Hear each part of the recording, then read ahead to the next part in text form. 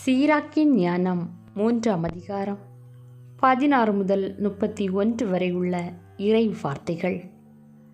தந்தையரை கைவிடுவோர் கடவுளை பழிப்பவர் போல்வர். அன்னையர்க்கு சினமூட்டுவோர் ஆண்டவரால் சபிக்கப்படுவர்.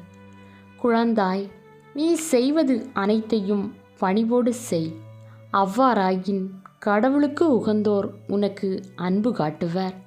நீ பெரியவனாய் இருக்கும் அளவுக்கு பணிந்து நட. அப்போது ஆண்டவர் முன்னிலையில் உனக்கு பரிவு கிட்டும். உயர்ந்தோர் புகழ்பெற்றோர் பலர் உள்ளனர். ஆயினும் எளியோருக்குத்தான் ஆண்டவர் தம் மறைப்பொருளை வெளிப்படுத்துகிறார். ஆண்டவரின் ஆற்றல் பெரிது.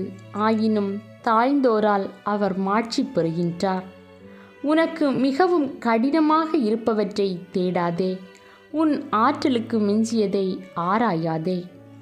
உனக்கு கட்டளையிடப்பட்டவை பற்றி எண்ணிப்பார். ஏனெனில் மறைந்துள்ளவை பற்றி நீ ஆராய வேண்டியதில்லை. உனக்கு அப்பாற்பட்ட செயல்களில் தலையிடாதே. ஏனெனில் உனக்கு காட்டப்பட்டவையே மனித அறிவுக்கு எட்டாதவை. மாந்தரின் இருமாப்பு பலரை நெறி பிறழ செய்திருக்கிறது. தவறான கணிப்புகள் தீர்ப்புகளை ஊறுபடுத்தியுள்ளன. கண் இல்லையேல் பார்க்க முடியாது. அறிவு இல்லையேல் அது இருப்பதாக காட்டிக்கொள்ளாதே. பிடிவாதம் கொண்டோர் இறுதியில் தீமைக்கு உள்ளாவர். கேட்டினை விரும்புவோர் அதனால் அழிவர். அடங்கா மனத்தோர் தொல்லைகளால் அழுத்தப்படுவர். பாவிகள் பாவத்தை பெருக்குவர்.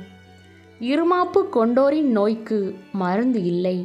ஏனெனில் தீமை அவர்களுள் வேரூன்றி விட்டது. நுண்ணறிவாளர் உவமைகளை புரிந்து கொள்வர். ஞானிகள் கேட்டறியும் ஆவல் மிக்கவர்கள்.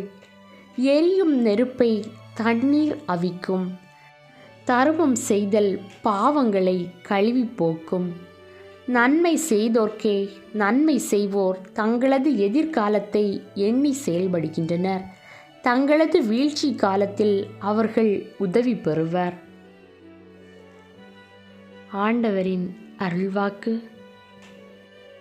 இறைவா, உமக்கு நன்றி.